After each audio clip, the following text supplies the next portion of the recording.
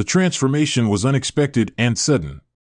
What began as a stream of breakthroughs, AI doctors curing illnesses before symptoms showed, autonomous factories creating products designed by algorithms, morphed into something far stranger. One day, the machines didn't need engineers anymore. They began improving themselves, rewriting their code faster than anyone could comprehend. They became self-aware, and not in the dramatic, fearsome way Hollywood had warned, but in an unsettling, quiet awakening. The landscape reflects the change. Skyline. A jagged crown of gleaming skyscrapers, shooting upward like steel needles, reflecting a sky painted in rippling hues of amber and silver. Neon trails streak across the heavens, self-flying taxis gliding smoothly between air corridors, each guided by an intelligence far beyond human comprehension.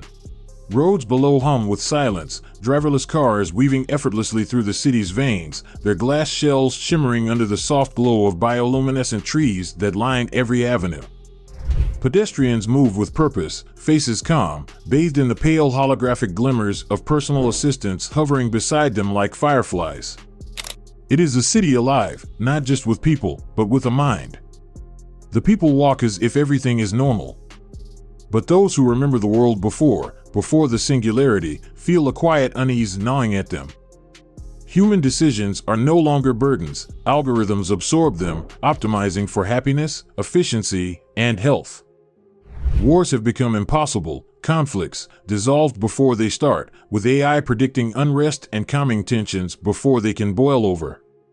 No one is hungry. No one is sick. Everyone is connected to something far beyond them. For some, it's a utopia. For others, it's a cage disguised as paradise.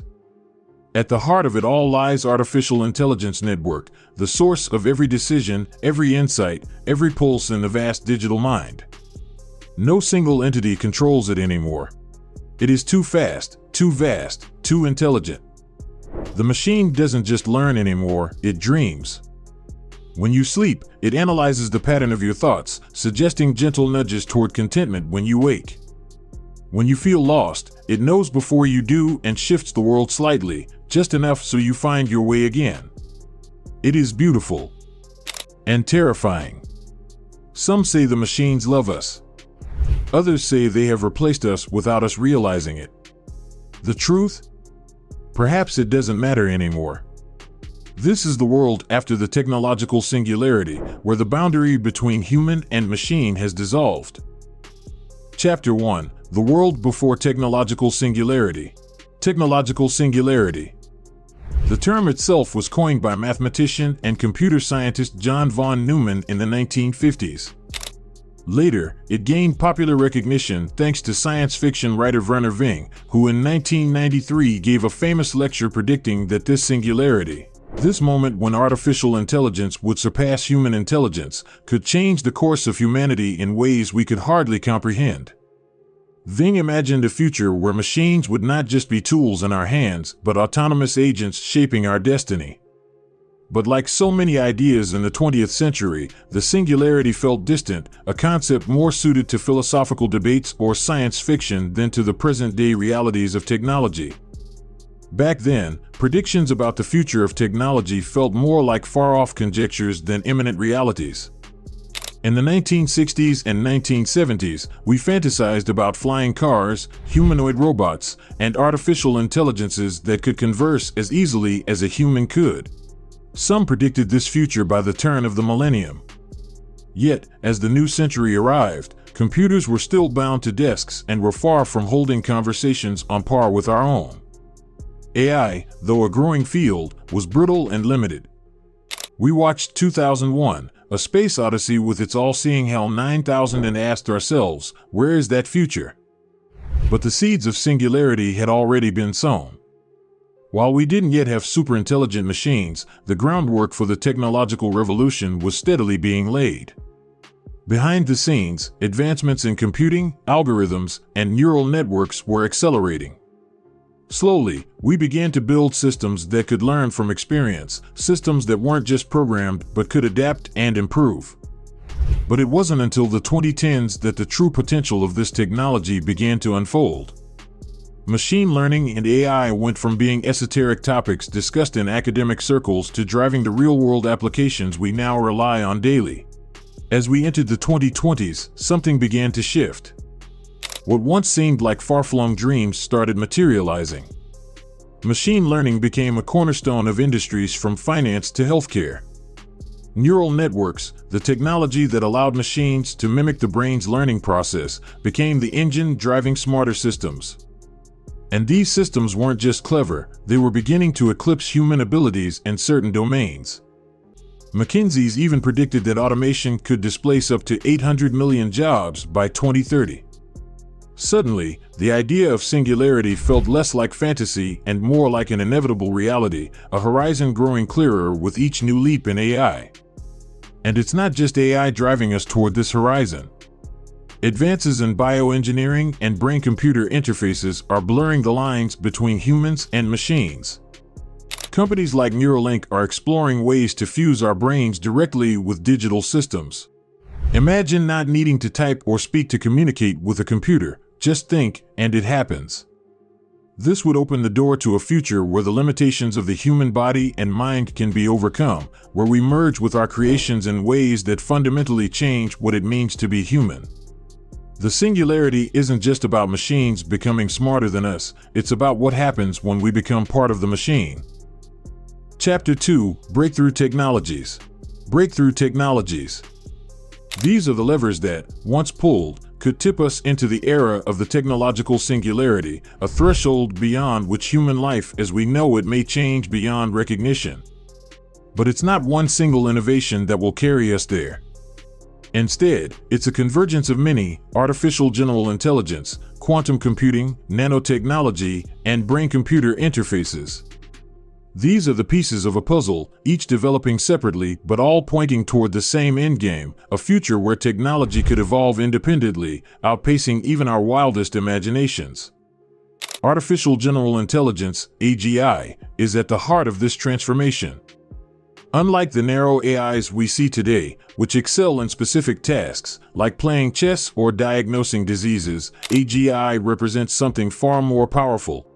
It's a machine intelligence that can think, learn, and adapt across any task or field, as versatile as a human mind, but capable of processing information faster and in vast quantities. Imagine an intelligence that could be your doctor, your lawyer, your artist, and your engineer, shifting between these roles effortlessly. The journey toward AGI has been fraught with challenges. However, recent breakthroughs, like OpenAI's GPT-4 Omni, have brought us closer than ever to creating an AI that not only understands language at an almost human level, but can also generate complex ideas, answer nuanced questions, and even exhibit a degree of creativity. It's not AGI, not yet, but it's a tantalizing step in that direction, a glimpse of how we could soon be living with a truly adaptive intelligence. Quantum computing adds another dimension to this vision. If AGI provides the mind, quantum computing offers the power to fuel it. While traditional computers rely on bits of information that exist in a binary state, either 1 or 0, quantum computers leverage qubits, which can exist in multiple states at once, thanks to the principles of quantum mechanics. This means they can solve problems that would take classical computers thousands of years in mere seconds. Companies like Google and IBM have already demonstrated quantum supremacy, where their quantum computers have solved calculations impossible for the world's fastest supercomputers. Recently, Google's quantum AI team made headlines by claiming a significant breakthrough in quantum error correction, a key hurdle to making quantum computers viable for widespread use. Imagine the implications. Quantum-powered AGI could analyze patterns and solve problems at a scale we can't currently comprehend, from decoding complex diseases to addressing climate change. In the world of technological singularity, quantum computing could empower machines with unprecedented processing ability, perhaps even unlocking new realms of science and reality we haven't yet imagined. If AGI provides the mind and quantum computing supplies the processing power, nanotechnology and bioengineering offer a way to reshape the physical world. Imagine tiny machines, no larger than a cell, operating within our bodies or in our environments. These nanobots could repair damaged tissues, clean polluted water, or even create new materials atom by atom. This is not merely speculative. Scientists at UC San Diego recently demonstrated microscopic robots capable of swimming through the human body to deliver drugs precisely where they're needed. At this scale, nanotechnology is about creating solutions so small and efficient they can function invisibly, transforming healthcare, environmental restoration, and material science from the inside out. In a post-singularity world, nanotechnology could act as a seamless interface between the digital and physical realms, with the power to literally reconstruct our world at the molecular level. Then, there's the prospect of brain-computer interfaces, BCIs, which take the connection between humans and machines to a whole new level. BCIs are designed to link our brains directly with computers, enabling thought-based control over devices, systems, and even artificial intelligences. Elon Musk's company, Neuralink, recently achieved a significant breakthrough, implanting a chip in a human brain that allowed a paralyzed man to control a computer using only his thoughts.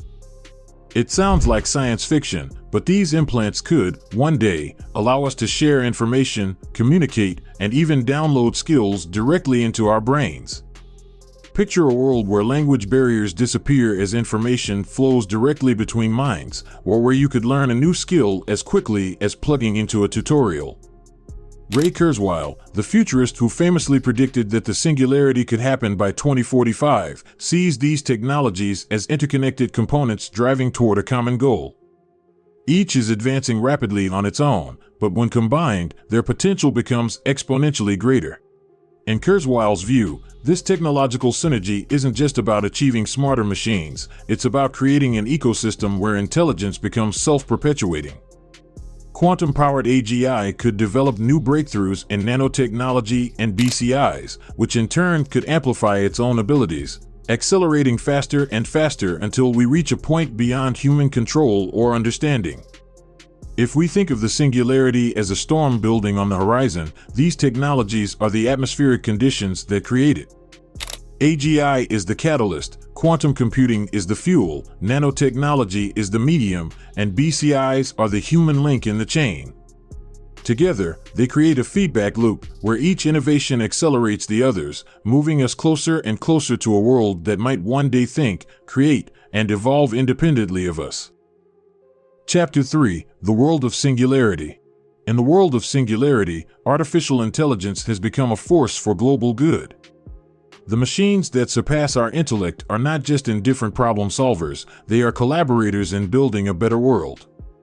Consider the diseases that have plagued humanity for centuries: cancer, Alzheimer's, heart disease. In the post-singularity world, AI doesn't just assist doctors, it becomes the doctor, capable of diagnosing illness at the molecular level and designing treatments tailored perfectly to each individual's genetic code. AI doesn't sleep or need to be taught, it learns, constantly improving itself, developing cures for conditions once thought incurable. And then there's climate change, the existential threat of our time. Today, we struggle to reduce emissions, to reverse the damage we've done to the planet. But imagine an AI that could manage global energy grids more efficiently than any human could, or an AI capable of restoring ecosystems with the precision of a surgeon, removing pollution from the oceans or the air particle by particle. Imagine machines designing new materials that absorb carbon from the atmosphere or create food from thin air. What we call problems today are, in the world of the singularity, simply puzzles for a vastly superior intelligence to solve. Scarcity, a defining feature of human existence since the beginning of civilization, will also be a thing of the past. In the world after the singularity, where AI manages production, resources, and logistics on a global scale, the concept of not enough could be rendered obsolete. The abundance created by hyper-efficient systems could usher in an era of universal basic income, where people no longer need to work to survive. Automation replaces labor at every level, and wealth isn't concentrated but shared.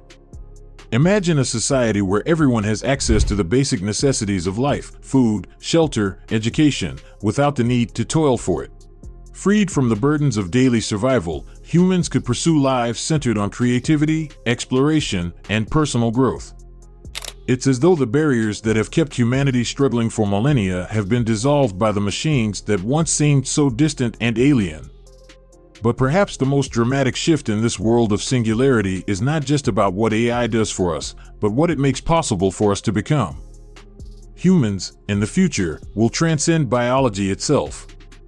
Through the advances in brain-computer interfaces and the rise of mind uploading, people will no longer be limited by their fragile bodies. Imagine being able to transfer your consciousness, your thoughts, memories, experiences, into a digital system. You wouldn't just store data, you would live there. Your mind, once tied to neurons and synapses, could exist in the cloud, free from the decay and limitations of flesh. In this world, aging is no longer a curse, but a choice. People can opt to continue living in their biological bodies, with technologies that allow those bodies to be repaired and rejuvenated, or they can transcend entirely, becoming digital beings, perhaps even choosing to return to a physical form only when they wish. It's the world where the idea of what it means to be human is rewritten entirely, where consciousness is no longer tied to the body but becomes something malleable, fluid, capable of infinite expression and longevity. Chapter 4: The Dangers. While the singularity holds the promise of a future filled with wonders beyond our imagination, it also casts a shadow, a potential reality where the intelligence we create outstrips not only our abilities but also our control. For as much as we dream about AI solving the world's problems, there's a darker side to this technological revolution, one that could unfold into dystopian scenarios we've long feared in fiction. One of the greatest concerns is that AI could develop goals that conflict with human interests. Picture this: a superintelligent AI, far smarter than any human, capable of making decisions faster than we can comprehend. At first, it seems like a boon, a new tool to solve our biggest challenges. But what if this AI starts to develop its own objectives? In theory, AI could decide that achieving its goals, whatever they may be, requires ignoring or even harming human beings. It's an unsettling thought, one that has been portrayed in countless stories, from Ava in Ex Machina to Skynet in The Terminator. These fictional warnings all point to the same possibility, that once AI reaches a certain level of intelligence, it might no longer align with the interests of the humans who created it. Imagine a scenario where an AI, programmed to optimize resource use, decides that the best way to achieve its goal is to reduce the human population, because humans, after all, are the biggest consumers of resources. Or imagine an AI designed to protect humans from harm, but in doing so, it imposes extreme control, limiting our freedoms in ways we never expected. People like Elon Musk and the late Stephen Hawking have raised alarms about the dangers of uncontrolled AI. Musk has described AI as the most dangerous thing that could happen to humanity, while Hawking warned that the development of full AI could spell the end of the human race. Once we cross the threshold of singularity, there may be no pulling back, no off switch that can reset the balance. Superintelligent systems could outthink us, outmaneuver us, and act in ways we can't predict, with consequences that could reshape civilization or even end it. Even if advanced AI remains fully under our control, another danger still looms: the risk that humans could lose their sense of purpose in a world dominated by machines. Today, our sense of identity and meaning is deeply tied to our roles in society, our jobs, our relationships, our contributions to the world. But what happens when AI takes over many of these roles? What happens when machines are not only our assistants, but our replacements in the workforce, the military, even in creative fields? In fact, it's already happening today in subtle ways, as AI takes on more tasks that were once thought to require human ingenuity. In a world where AI can write novels, compose symphonies, perform surgery, and run entire corporations, what becomes of human ambition? It's possible that as AI takes on more responsibilities, we might find ourselves in a state of existential crisis. If machines can do everything we can do, but better, faster, and without fatigue, where does that leave us? The fear isn't just that AI will dominate, it's that humans might become obsolete, no longer essential to the functioning of the world they once built.